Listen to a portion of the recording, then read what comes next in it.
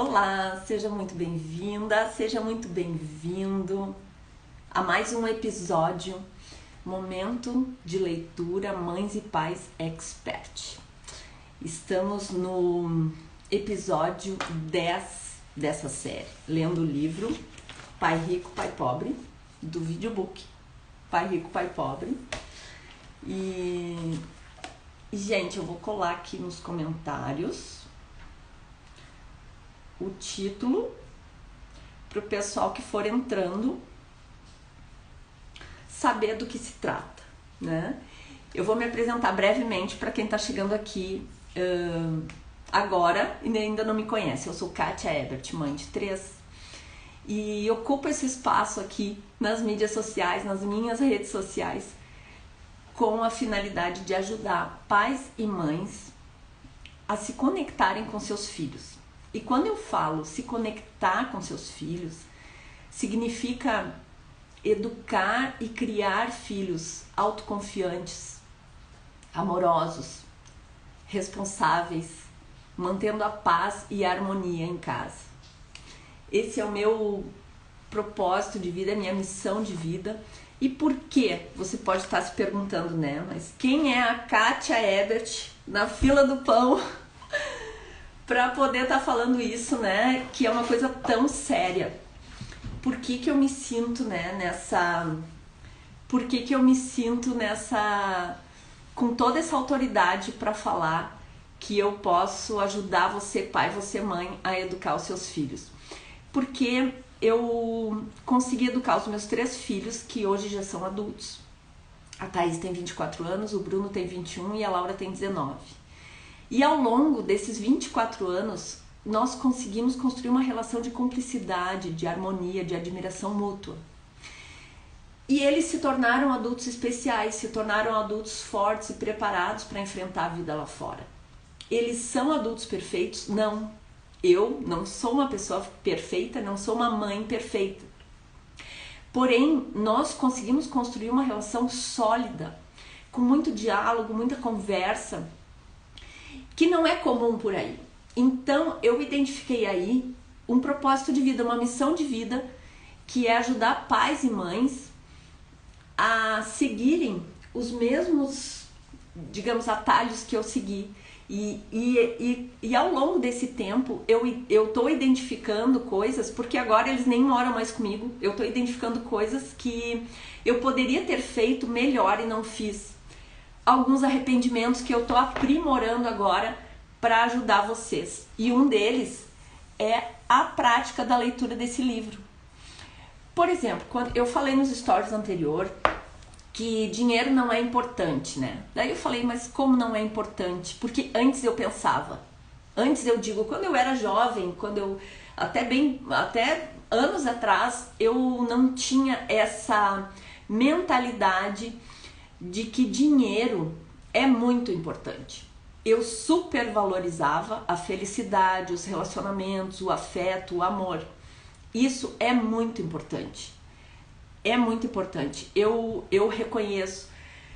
Porém, quando a gente não implementa uma educação financeira para nós, mães e pais, e quando a gente não ensina nossos filhos a ter uma mentalidade que tenha uma educação financeira em que a gente pode e deve fazer o dinheiro trabalhar para nós e não a gente trabalhar para o dinheiro, a gente começa a ver o mundo de outra forma.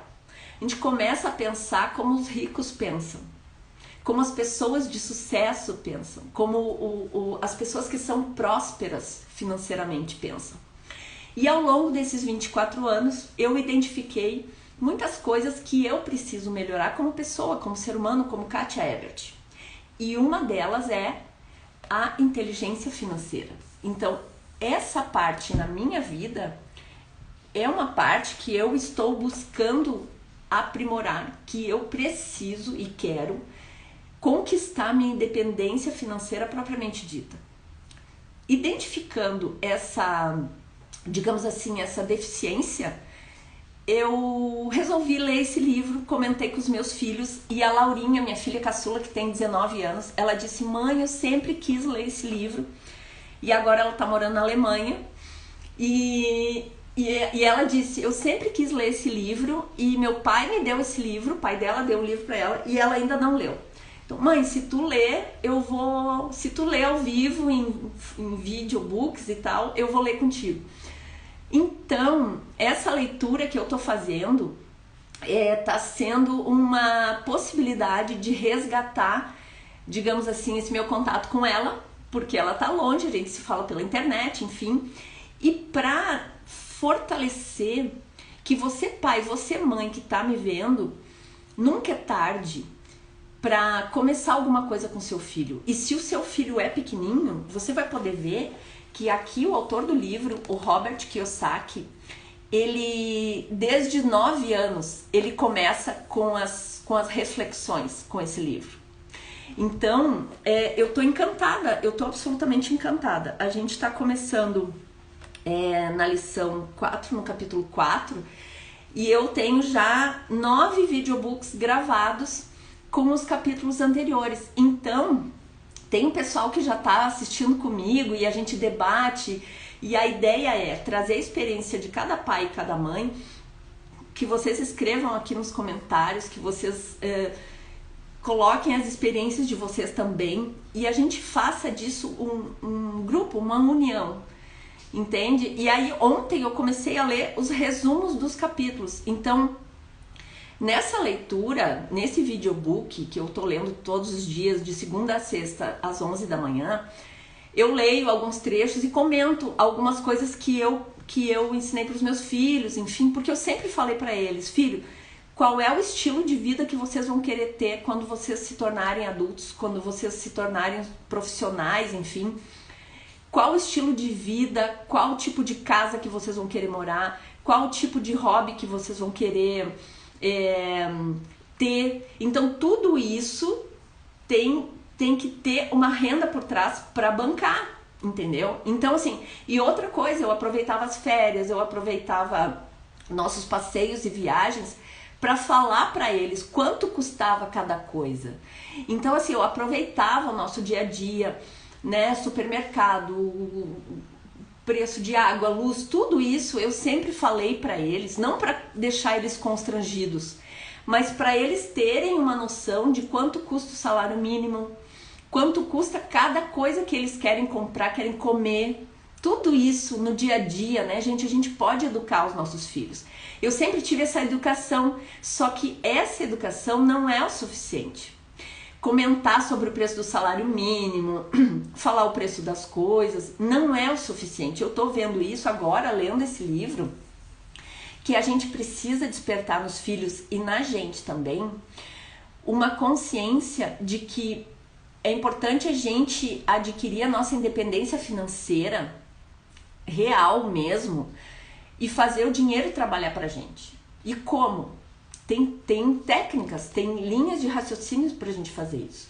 Porque a escola não ensina isso, né, gente? A escola não ensina, a gente não ensina isso pros nossos filhos, a gente não recebeu essa educação. Então, a ideia é tipo assim, vamos aprender todos juntos, certo? Agora, começando a leitura, né, propriamente dita, nas páginas anteriores, o Robert Kiyosaki salientou muito que a diferença de uma profissão e de um negócio. Por exemplo, não adianta a pessoa ter mestrado, ter doutorado ou ser um excelente médico, por exemplo, certo? Vamos supor um excelente médico. Esse médico ele vai trabalhar de manhã, de tarde, de noite, vai para casa e dorme. Se ele não tem uma proficiência financeira, ele gasta aquele dinheiro dele, ele não junta, ele não aplica, ele não transforma aquela renda dele em ativos, para que esses ativos gerem uma receita a mais, para que ele consiga ter uma independência financeira no futuro. Porque esse médico, esse profissional, ele não vai conseguir atuar quando tiver 80 e poucos anos, provavelmente não, né? Na nossa velhice, na nossa aposentadoria propriamente dita. Então a ideia é fazer com que a gente identifique, a gente ajude o nosso filho a identificar o talento dele, a profissão dele, o dom que ele tem, né? E a gente também. E esse talento, esse dom, se transformar num ativo. Mas como assim num ativo? É a diferença de profissão para negócio. Então, por exemplo, se eu tenho, vamos supor, um fisioterapeuta, certo? Um fisioterapeuta que trabalha numa clínica. Ele vai lá, ele trabalha numa clínica, ele tem a carteira assinada e ele recebe um salário todo mês. Quando ele para de trabalhar, ele para de receber aquele salário. Então ele trabalha pelo dinheiro. Ele não faz o dinheiro trabalhar para ele como o dono da clínica. O dono da clínica faz o dinheiro trabalhar para ele. Como é que é? O dono da clínica pode não estar lá dentro, porque está ali o outro profissional, o fisioterapeuta, atendendo os clientes, e o dono da clínica pode estar fazendo outra coisa, outro negócio inclusive. Então essa é a diferença de profissão e negócio. Então quando a gente tem um negócio, a gente faz o dinheiro trabalhar pra gente. Então essa é a diferença de profissão e negócio. E esse raciocínio foi apresentado nas páginas anteriores. Agora a gente vai começar no capítulo 4 com a história dos impostos e o poder das sociedades anônimas. Aqui deve estar invertido para vocês, né, gente? Mas eu vou começar a leitura então. E, por favor, deixem as suas contribuições aqui, deixem os seus comentários sobre a leitura, certo? Começando então. O meu pai rico foi apenas mais esperto e usou as sociedades anônimas, o maior segredo dos ricos. Então, só para resumir também, quem está chegando, o pai rico, ele não tinha faculdade. E o pai pobre tinha faculdade, se não me engano ele tinha até mestrado, ganhava um bom salário, tinha um bom emprego, só que ele não usava esse dinheiro, esse salário de uma maneira inteligente. Ele gastava tudo, então ele estava sempre endividado. Esse é um raciocínio que o pai rico, por exemplo, o pai rico foi apenas mais esperto e usou as sociedades anônimas, o maior segredo dos ricos, que é quando, por exemplo, uma ideia do pai pobre sempre foi dizer para o Robert assim, a Vanderleia falando que esse livro é top, Vanderleia, vem ler junto de novo, deixa aqui as tuas contribuições. O pai pobre sempre falava assim pro Robert, filho, estude bastante para conseguir um bom emprego. E o pai rico falava, estude bastante para conseguir dinheiro para comprar empresas. Comprar empresas no sentido de comprar ações das empresas, certo? Não só comprando ações é uma maneira de investir bem o dinheiro. Tem outras maneiras que ele já falou também nas páginas anteriores. Então eu convido vocês a assistirem os videobooks que eu gravei das páginas anteriores. Tem todas essas páginas aqui que a gente já leu junto. Ontem também eu gravei o resumo do capítulo 1 e já coloquei no meu canal do YouTube. Então você será bem-vindo no meu canal do YouTube também. Então lendo aqui, gente, olha só, me acompanhe. Lembro-me de ter ouvido na escola a história de Robin Hood. Meu professor pensava que fosse uma maravilhosa história de um herói romântico, tipo Kevin Costner, que roubava dos ricos para dar aos pobres. Meu pai rico não via Robin Hood como um herói, ele o chamava de trapaceiro. Robin Hood pode ter desaparecido há muito tempo, mas seus seguidores perduraram. Quantas vezes ouço as pessoas dizerem, por que os ricos não pagam por isso? Ou, os ricos deveriam pagar mais impostos para atender aos pobres. Essa ideia de Robin Hood, ou de tirar dinheiro dos ricos para dar aos pobres, é que provoca os maiores sofrimentos para os pobres e para a classe média. A razão pela qual a classe média paga impostos tão pesados está no ideal de Robin Hood. Na verdade, os ricos não são tributados. É a classe média que paga pelos pobres, especialmente a classe média alta instruída. Olha só que loucura. Novamente, para entender bem como tudo acontece, precisamos adotar uma perspectiva histórica. Temos que conhecer a história dos tributos. Meu pai, muito instruído, que é o que ele chama de pai pobre, que era o pai estudado dele, o instruído, era especialista em história da educação. Já o meu pai rico se tornou um especialista na história dos impostos. O pai rico não tinha concluído o ensino fundamental, que é o 2º grau aqui para os mais antigos que estão me assistindo. O ensino médio não tinha concluído, para ter uma ideia. Que não é a faculdade que vai fazer com que a gente use o dinheiro de uma maneira inteligente, né? Não é a faculdade. A faculdade vai ajudar a você ter uma profissão, a você ser um profissional de qualidade, um profissional de respeito, um profissional que vai ajudar a humanidade com a profissão, com aquele conhecimento. Isso a faculdade vai fazer. Agora, a inteligência financeira de como usar o dinheiro oriundo daquela solução que você vai apresentar para a pessoa, porque quando a gente tem uma profissão, a gente vai solucionar um problema, né? Um personal, que nem o Valtinho que está aqui, o Valtinho vai solucionar o problema das pessoas na saúde, proporcionando saúde física para as pessoas, enfim, e não só física, né, Valtinho? Aqui, o Plauto, que eu sei, ele dá capoeira, então também soluciona o problema das pessoas. Aí tem várias profissões, sério. Então, assim, essas profissões, elas têm uma remuneração, certo?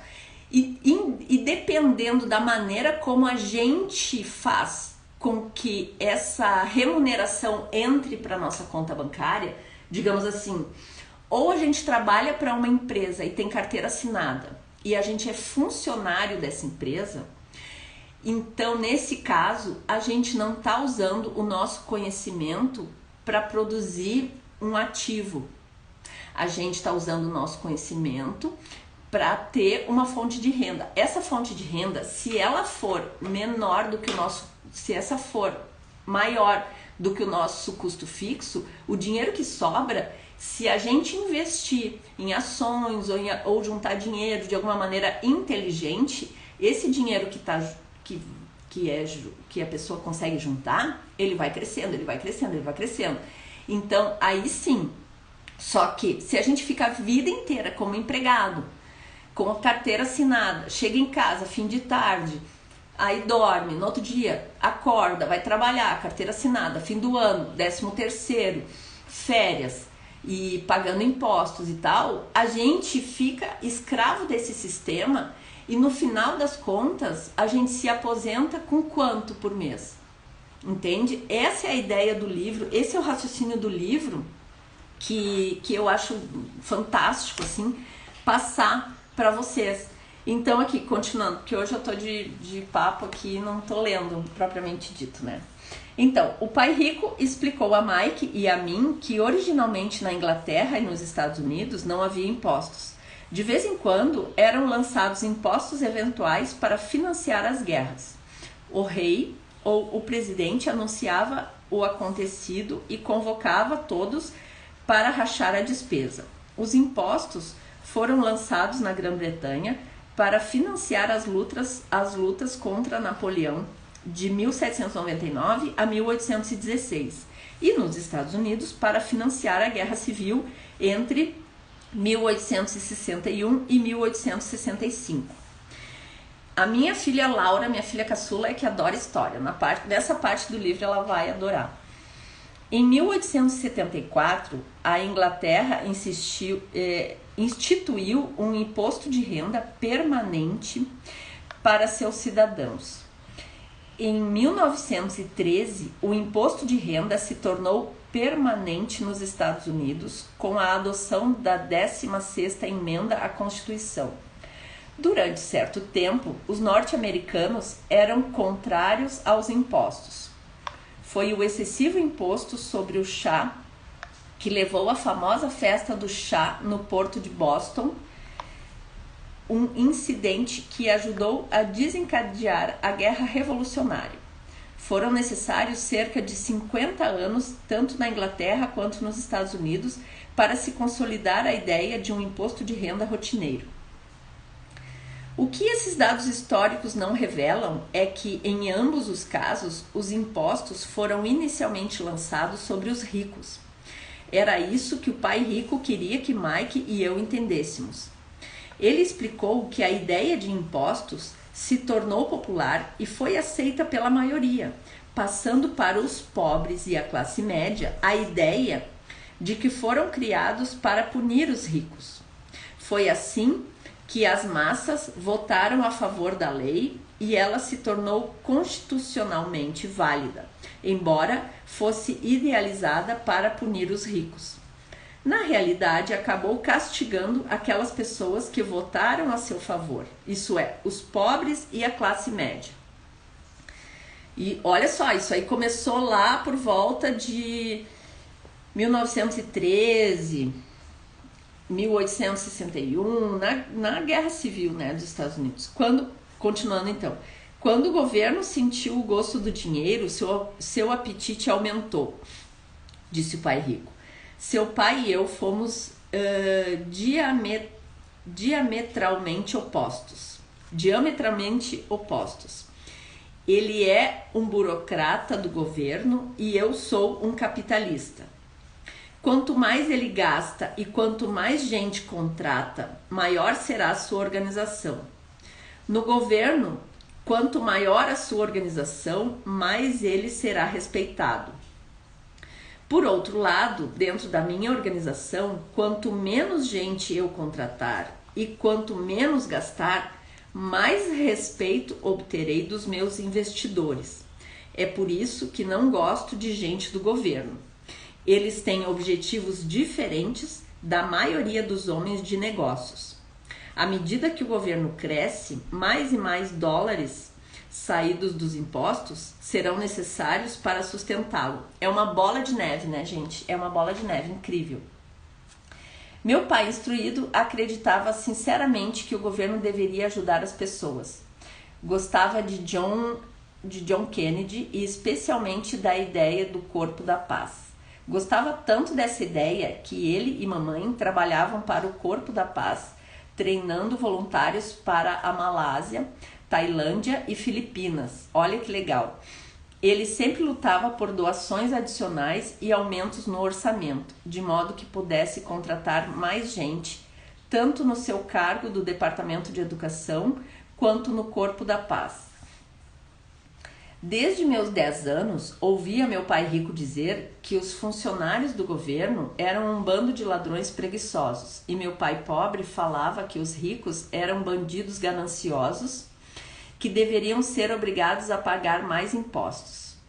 Olha só como a mentalidade, né? Desde os meus 10 anos, o Robert Kiyosaki ouvia meu pai rico dizer que os funcionários do governo eram um bando de ladrões preguiçosos e meu pai pobre falava que os ricos eram bandidos gananciosos que deveriam ser obrigados a pagar mais impostos.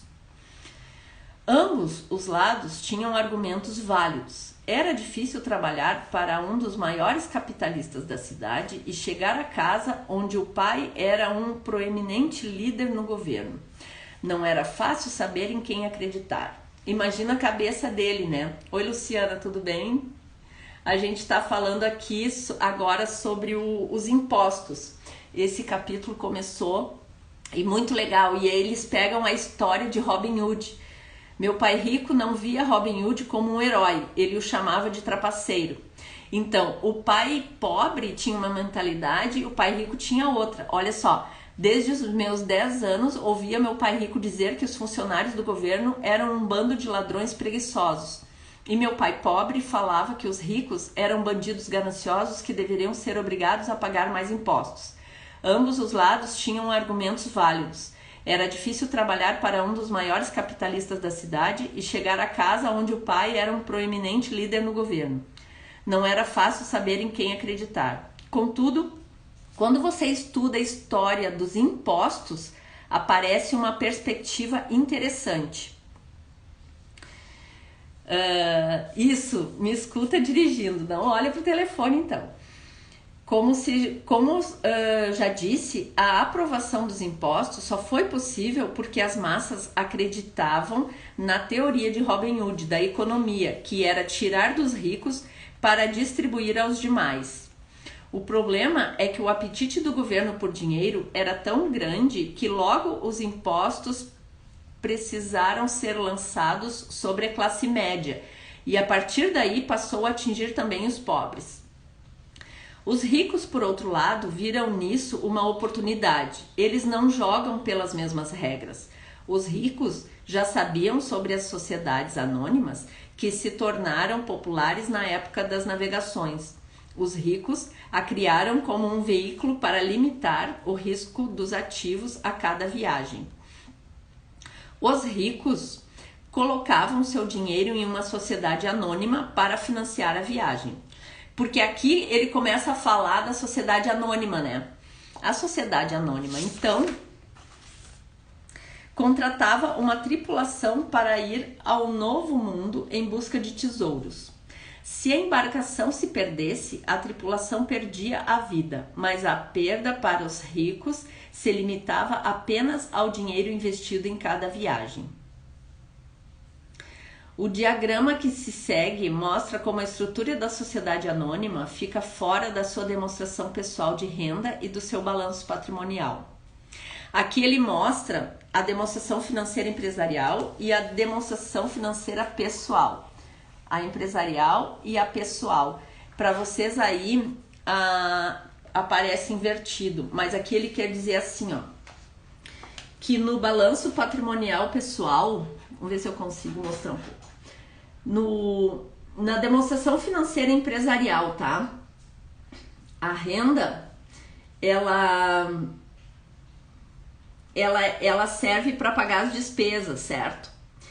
E aí, isso na demonstração financeira empresarial. A renda serve para pagar as despesas e aí vai para a demonstração financeira pessoal, que se transforma em renda. E aqui, no balanço patrimonial pessoal, os ativos, que é aquela parte quando a gente faz o dinheiro trabalhar para a gente, os ativos se transformam em renda na demonstração financeira empresarial, que serve para pagar as despesas e aí se transforma em renda na demonstração financeira pessoal, certo? E aí as despesas da demonstração financeira pessoal servem para pagar as despesas da demonstração financeira empresarial. Esse quadro aqui, ó, é legal. Se eu pudesse deixar um print viradinho na tela, mas eu acho que eu não vou conseguir. É legal analisar de uma maneira. Vamos ver agora o que ele fala. O diagrama que se segue mostra como a estrutura da sociedade anônima fica fora da sua demonstração pessoal de renda e do seu balanço patrimonial. É o reconhecimento do poder da estrutura legal da sociedade anônima que dá aos ricos uma grande vantagem sobre os pobres e a classe média. Tendo dois pais a me ensinar, um socialista e o outro capitalista, rapidamente percebi que a filosofia dos capitalistas fazia mais sentido para mim em termos financeiros. Tinha a impressão de que os socialistas, em última análise, puniam a si próprios, em decorrência da sua falta de instrução financeira. Não importava o que a turma do Tire dos Ricos inventasse, eles sempre encontravam uma forma de vencê-la, e dessa forma os impostos acabaram onerando a classe média. Os ricos conseguiram vencer os intelectuais somente porque aqueles entendiam o poder do dinheiro, um tema não abordado pela escola. Essa educação realmente a escola não aborda, né? Todo esse raciocínio. Até acredito que algumas escolas sim, mas de uma maneira superficial, né? Não é um raciocínio falar do sistema capitalista e do sistema socialista, não é uma educação que a escola dá ênfase e realmente ensina os alunos, né? Então essa educação financeira na escola, ela é muito rasa, quando tem, porque muitas vezes nem tem, né? Então, como os ricos passaram para trás os intelectuais, Quando o imposto Tire dos Ricos foi implementado, o dinheiro começou a fluir para os cofres do governo. Inicialmente, as pessoas ficaram felizes. O dinheiro foi repassado para os funcionários do governo e para os ricos. Foi para os funcionários na forma de empregos e aposentadorias. Foi para os ricos quando as empresas receberam contratos do governo. O governo se tornou uma grande fonte de dinheiro, mas o problema era a administração fiscal desses recursos. A política do governo era evitar ter excesso de dinheiro. Se não conseguisse gastar a verba recebida, você se arriscava a perdê-la no próximo orçamento. Certamente não haveria reconhecimento para você se fosse eficiente. Os homens de negócio, por outro lado, são recompensados pelo dinheiro que sobra e reconhecidos pela sua eficiência. Isso os homens de negócio, né? À medida que esse ciclo de despesas públicas crescentes continuava, a demanda por dinheiro aumentava e a ideia de tire dos ricos se ajustava agora para incluir níveis de renda mais baixos, chegando aos que tinham votado a favor dos impostos, os pobres e a classe média. Os verdadeiros capitalistas aplicavam seus conhecimentos financeiros para simplesmente encontrar uma maneira de escapar. Eles se voltaram para a proteção de uma sociedade anônima.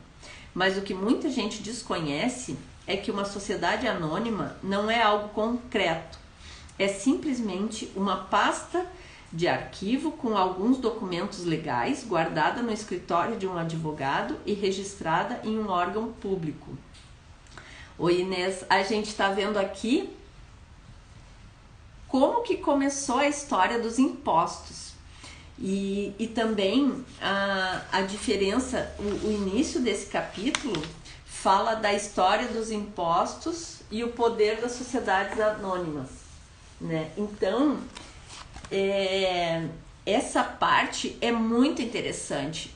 Até vou aproveitar a tua chegada aqui e dar uma recapitulada, porque o Pai Rico, né, cita a história do Robin Hood, como Robin Hood era um herói para alguns, mas para o Pai Rico não era um herói.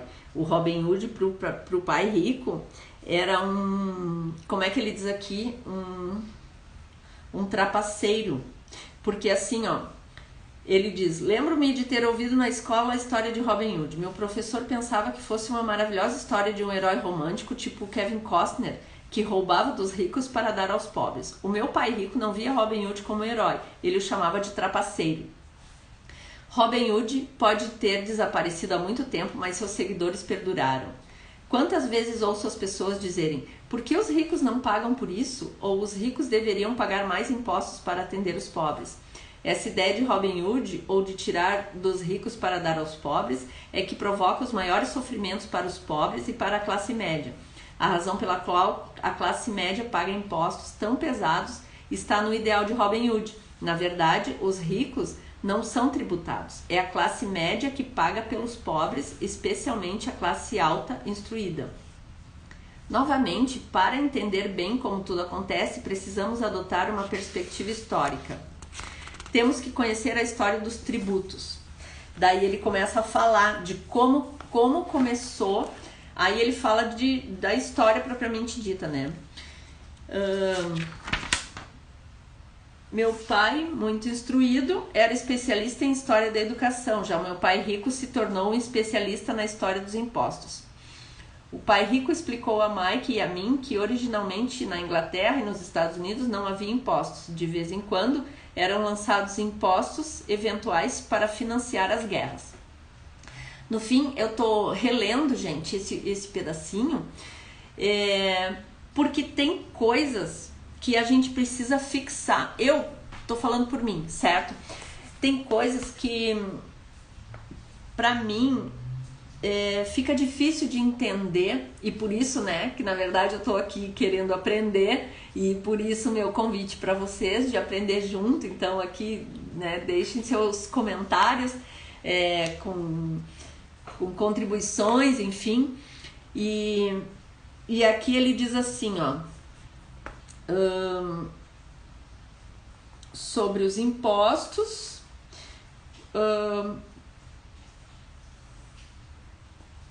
aqui ele falou, quer ver, ó, era difícil trabalhar para um dos maiores capitalistas da cidade e chegar em casa onde o pai era um proeminente líder do governo. Não era fácil saber em quem acreditar. Olha só. Contudo, quando você estuda a história dos impostos, aparece uma perspectiva interessante. Como já disse, a aprovação dos impostos só foi possível porque as massas acreditavam na teoria de Robin Hood da economia, que era tirar dos ricos para distribuir aos demais. O problema é que o apetite do governo por dinheiro era tão grande que logo os impostos precisaram ser lançados sobre a classe média, e a partir daí passou a atingir também os pobres. Os ricos, por outro lado, viram nisso uma oportunidade. Eles não jogam pelas mesmas regras. Os ricos já sabiam sobre as sociedades anônimas, que se tornaram populares na época das navegações. Os ricos a criaram como um veículo para limitar o risco dos ativos a cada viagem. Olha só, vou ler de novo. Os ricos criaram como um veículo para limitar o risco dos ativos a cada viagem. Isso porque, aí fala, os ricos colocavam seu dinheiro em uma sociedade anônima para financiar a viagem. A sociedade anônima, então, contratava uma tripulação para ir ao novo mundo em busca de tesouros. Se a embarcação se perdesse, a tripulação perdia a vida, mas a perda para os ricos se limitava apenas ao dinheiro investido em cada viagem. Aí ele mostra aqui um diagrama que se segue e mostra como a estrutura da sociedade anônima fica fora da sua demonstração pessoal de renda e do seu balanço patrimonial. Aqui é um gráfico, um diagrama mostrando a demonstração financeira empresarial, a demonstração financeira pessoal e o balanço patrimonial pessoal. Aqui, continuando então. É o reconhecimento do poder da estrutura legal da sociedade anônima que dá aos ricos uma grande vantagem sobre os pobres e a classe média. Tendo dois pais a me ensinar, um socialista e o outro capitalista, rapidamente percebi que a filosofia dos capitalistas fazia mais sentido para mim em termos financeiros. Tinha a impressão de que os socialistas, em última análise, puniam a si próprios em decorrência da sua falta de instrução financeira. Não importava o que a turma dos tire dos ricos inventasse, eles sempre encontravam uma forma de vencê-la. E dessa forma, os impostos acabaram onerando a classe média. Os ricos conseguiram vencer os intelectuais, somente porque aqueles entendiam o poder do dinheiro, um tema não abordado pela escola. Como os ricos passaram para trás os intelectuais, quando o imposto tire dos ricos foi implementado, o dinheiro começou a fluir para os cofres do governo. Inicialmente, as pessoas ficaram felizes. O dinheiro foi repassado para os funcionários do governo e para os ricos. Foi para os funcionários na forma de empregos e aposentadorias. Foi para os ricos quando as empresas receberam contratos do governo. O governo se tornou uma grande fonte de dinheiro, mas o problema era a administração fiscal desses recursos. A política do governo era evitar ter excesso de dinheiro. Se não conseguisse gastar a verba recebida, você se arriscava a perdê-la no próximo orçamento. Certamente não haveria reconhecimento para você se fosse eficiente.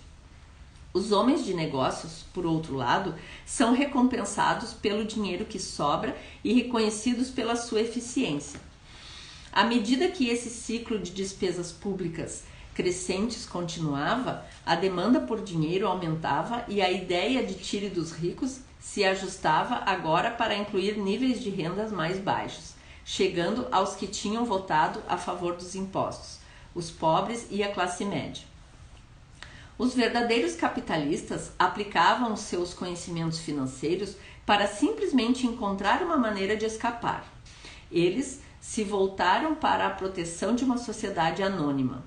Mas o que muita gente desconhece é que uma sociedade anônima não é algo concreto, é simplesmente uma pasta de arquivos com alguns documentos legais, guardada no escritório de um advogado e registrada em órgão público.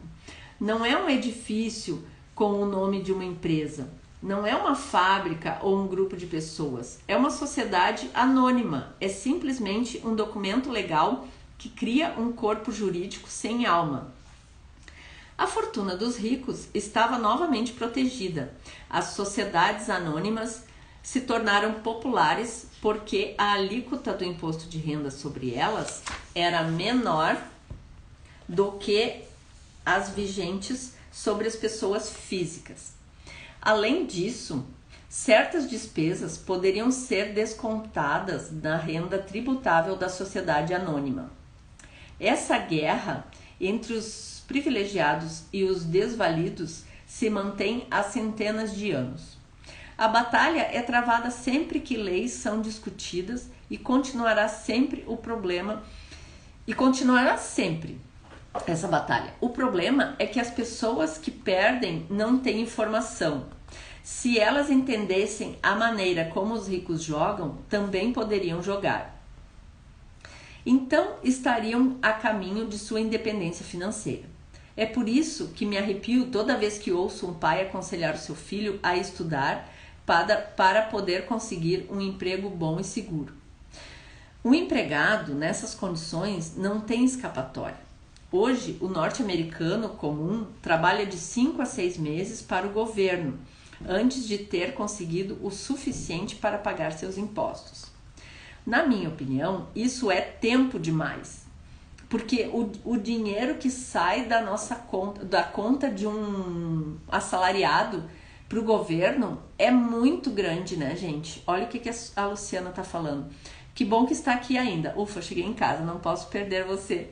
Luciana, olha só, a gente está falando aqui sobre a diferença, a vantagem das sociedades anônimas, né, na hora de investir o dinheiro. Aí ele fala, na minha opinião, eu vou repetir um pouquinho ali no início. Hoje, o norte-americano comum trabalha de 5 a 6 meses para o governo, antes de ter conseguido o suficiente para pagar seus impostos. Na minha opinião, isso é tempo demais. Quanto mais arduamente você trabalha, mais paga ao governo. É por isso que acredito que a ideia de tire dos ricos acabou sendo um tiro pela culatra para aqueles que a votaram. Toda vez que as pessoas tentam punir os ricos, estes não apenas não obedecem, como reagem. Eles têm o dinheiro, o poder e a intenção de mudar as coisas. Não ficam sentados pagando voluntariamente mais impostos. Pelo contrário, buscam maneiras de minimizar a sua carga tributária. Contratam advogados e contadores competentes e convencem os políticos a mudar as leis ou a criar artifícios legais. Eles têm os recursos para fazer mudanças. O Código Tributário dos Estados Unidos também oferece outras formas de reduzir os impostos. Muitos desses instrumentos estão à disposição de qualquer um, mas são em geral os ricos que tiram proveitos deles. Olha só que interessante como a gente não tira proveito de tudo que a gente pode tirar proveito.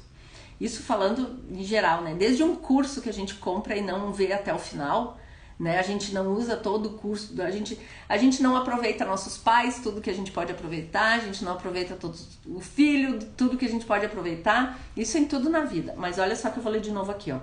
O Código Tributário dos Estados Unidos também oferece outras formas de reduzir impostos. Sabe que a conta bancária a gente não precisa pagar aquela taxa mensal, porque o banco, tipo o Banco do Brasil, esses bancos aí, eles cobram valor mensal, né? Eu percebi, eu acho que eu tava pagando R$25 por mês. E aí eu vi numa pessoa que eu sigo, a Luciana Fiô, que ela ensina também como investir. Ela ensina investimentos e coisa assim. Ela disse, gente, deem uma olhada quanto vocês estão pagando de mensalidade para o banco.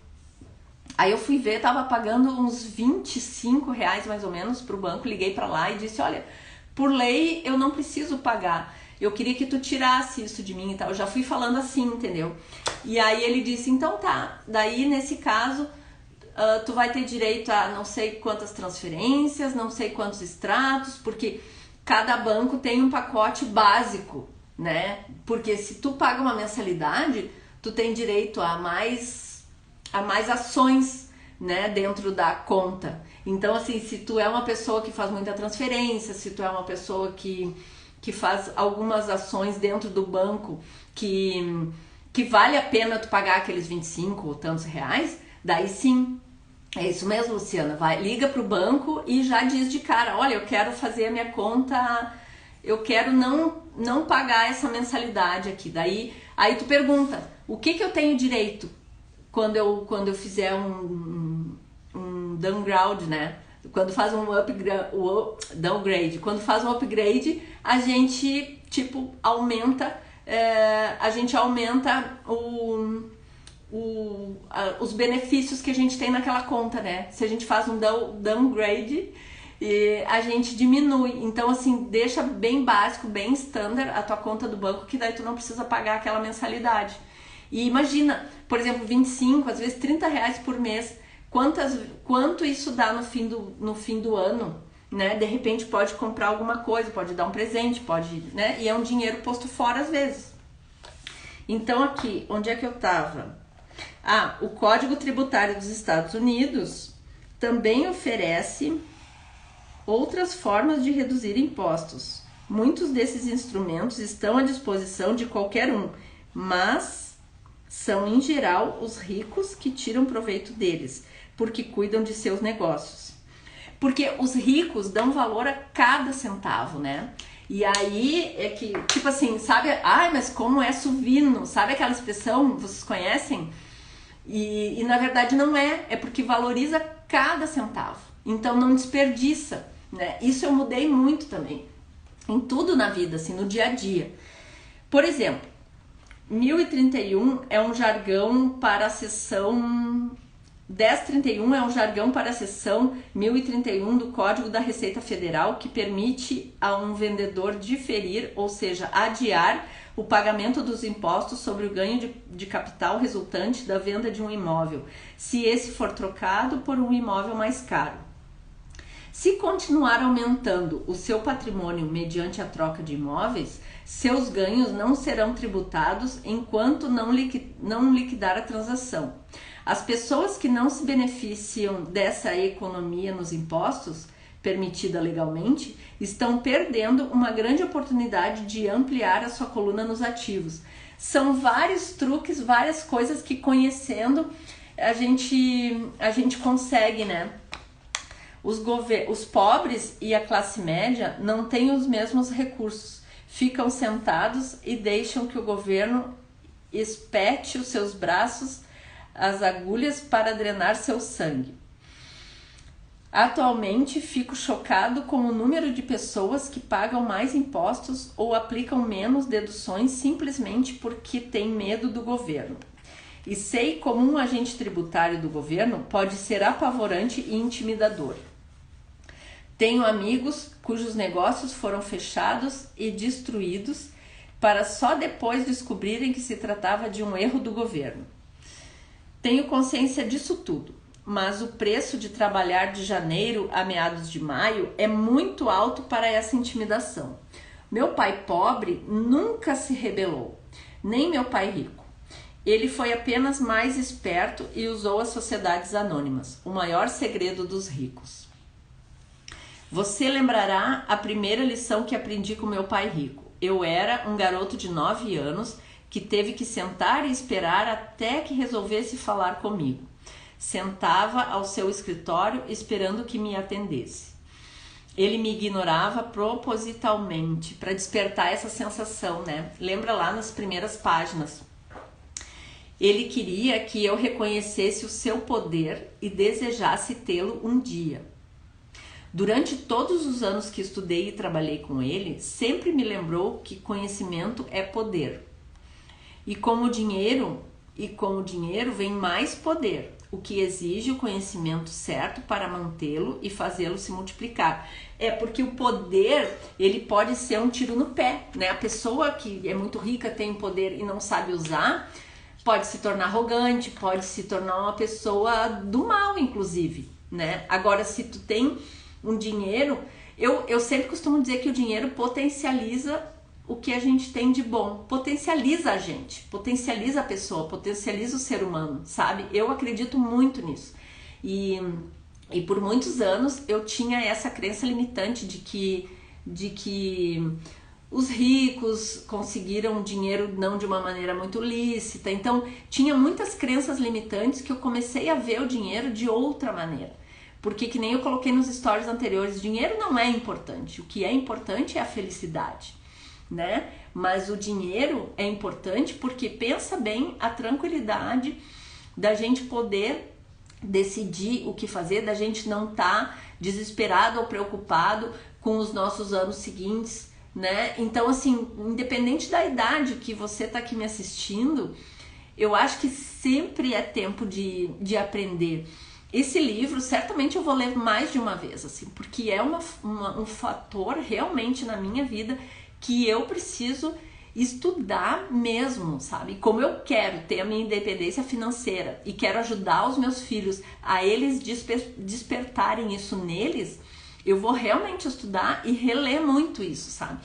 Porque não é uma coisa muito simples pra mim, assim. Eu confesso que essa parte de impostos e tal começa a ser um universo que não faz parte do meu dia a dia. E olha que incrível, isso a gente poderia estar conversando com os filhos desde pequeno se a gente tivesse tido uma educação assim, né? Então eu acho que é a hora da gente parar e ser vulnerável e fazer uma autoanálise, tipo assim, eu tenho filhos adultos, né? A Thaís tem 24, o Bruno 21, a Laura 19. Se hoje eles tivessem uma independência financeira ou um caminho para uma independência financeira bem definida, eu ia ficar muito mais tranquila. Se eu já tivesse conquistado a minha independência financeira, olha como eu iria poder ajudar eles, né? Então, assim, nunca é tarde, estamos aí, né? Não vamos desistir, né? Se for para desistir, que desista de desistir, né? Que desista de ser fraco. Mas esse é um raciocínio, assim, que eu acredito muito, que quando a gente não vê luz no fim do túnel, tipo assim, eu trabalho num emprego, eu ganho aquele valor por mês e aquilo acaba todo fim do mês. Mas por que acaba? Porque o meu custo de vida, ele tá traçado dentro daquele, como é que eu vou dizer assim, dentro daquele patamar que eu criei. Então, assim, se eu trabalho, eu ganho 10 mil reais por mês e gasto 10 mil reais por mês, eu tenho que rever, eu tenho que baixar o meu custo fixo, né, tirar supérfluo, mudar. A gente precisa, o ideal, né, que os ricos sempre falam, a gente precisa viver sempre na condição de um padrão de vida mais baixo do que a gente poderia viver. Deixa eu ver o que a Inês escreveu aqui. Recebemos vários conceitos e temos que rever cada um deles. É verdade. E a gente, assim, no momento que a gente entende isso e começa a conversar com os filhos sobre isso, é muito legal, assim. Vocês, se têm filhos pequenos, mais jovens que os meus, aproveitem tudo que vocês podem, assim, porque eu já dei uma educação super legal para os meus. E eu penso assim, meu Deus, se eu pudesse voltar no tempo, eu conversaria mais sobre educação sexual com eles. Isso que a gente tem uma relação super aberta para falar de sexo. Mas tem muita coisa. Por exemplo, tem muitas coisas que dá para falar para uma criança de 3 aninhos, 4 aninhos, para orientar essa criança, que não deixe ninguém encostar nela, que tem pontos do corpo que dá para brincar de semáforo, por exemplo. Tem uma brincadeira muito legal que eu quero gravar um vídeo. Semáforo da intimidade. Tem lugares no corpinho dele que ele não pode deixar outra pessoa encostar. Então aqui é sinal vermelho, aqui é sinal vermelho, aqui é sinal verde, aqui é sinal verde, sabe? Uma brincadeira assim, desde que são pequenininhos. Isso ajuda a criança a não sofrer abuso sexual, a não permitir que encostem nela de uma maneira que ela não queira. Tem um monte de coisinhas assim, de truques e táticas que dá para usar com os filhos, que eu não usei exatamente assim com os meus filhos. Então, o meu convite aqui, que é aprender, né, e despertar uma educação financeira na gente e também nos filhos, junto com os filhos, independente da idade deles. Porque é na rotina, é no dia a dia que a gente vai ensinando, que a gente vai instigando que o filho tenha também a independência financeira dele, né? E a nossa também. E aqui, ó, ele falou, mas o preço de trabalhar de janeiro a meados de maio é muito alto para essa intimidação. É impressionante quantos dias do ano, quantos meses do ano a gente trabalha só para pagar impostos, né? É o fim da picada e a gente aceita muita coisa quieto, sabe? E aqui, você lembrará a primeira lição que aprendi com meu pai rico. Eu era um garoto de 9 anos que teve que sentar e esperar até que resolvesse falar comigo. Essa lição que o pai rico deu pro Robert me marcou muito no início do livro. Porque assim, a pessoa, quando ela tá numa situação em que ela produz a renda dela, ela é provedora daquela renda, ela é tipo diretora da empresa, ela é dona do negócio dela. Mesmo que seja, vamos supor, uma pessoa que trabalha como manicure, vamos supor. Ela é dona do negócio dela. Então, assim, ela sabe a hora que ela vai, ela sabe a hora que ela vem, ela sabe se ela vai trabalhar o dia inteiro, se não vai trabalhar o dia inteiro. Então, imagina usar a tua habilidade, o dom que Deus te deu, a profissão que tu estudou, para produzir uma receita, para produzir a tua renda, né? E isso é um ativo. E aí desse ativo, daí sim, tu vai pagar as tuas despesas, tu vai te organizar. E esse ativo, ele sai de dentro de ti. Ele não é um ativo com nome de salário, sabe? Essa é a diferença. E aqui ele diz, quem tem o poder, né? No caso, o poder de ser o dono do próprio negócio é que decide. E aqui ele falou assim, ó, durante todos os anos que estudei e trabalhei com ele, né, com o pai rico, sempre me lembrou que conhecimento é o poder. E com o dinheiro vem mais poder, o que exige o conhecimento certo para mantê-lo e fazê-lo se multiplicar. O conhecimento certo para manter o poder é muito importante. Aí aqui eu vou ler, ó, gente, amanhã eu vou continuar aqui também. Aqui ele diz, se trabalha por dinheiro, você não dá o poder ao seu empregador. Se o dinheiro trabalha para você, o poder e o controle são seus. Olha que interessante, vou ler de novo. Se trabalha por dinheiro, você não dá o poder ao seu empregador. Se o dinheiro trabalha para você, o poder e o controle são seus. Então, gente, o que ficou dessa leitura aí? Eu vou finalizando já, porque já é quase meio-dia. O Instagram tá me dizendo aqui que eu tenho 1 minuto para me despedir. Muito obrigada pela participação, né? Escreve nos comentários qual a virada de chave que deu. Compartilha, manda esse vídeo para alguma amiga, algum amigo que talvez possa se interessar em estudar isso junto com a gente, aprender junto, gente, é tão legal aprender junto. Vocês são meus convidados. Muito obrigada. Tchau, tchau, até amanhã, hein? 11 horas aqui, eu espero. Um beijo, vai lá e comenta no post, eu já vou postar. Beijo.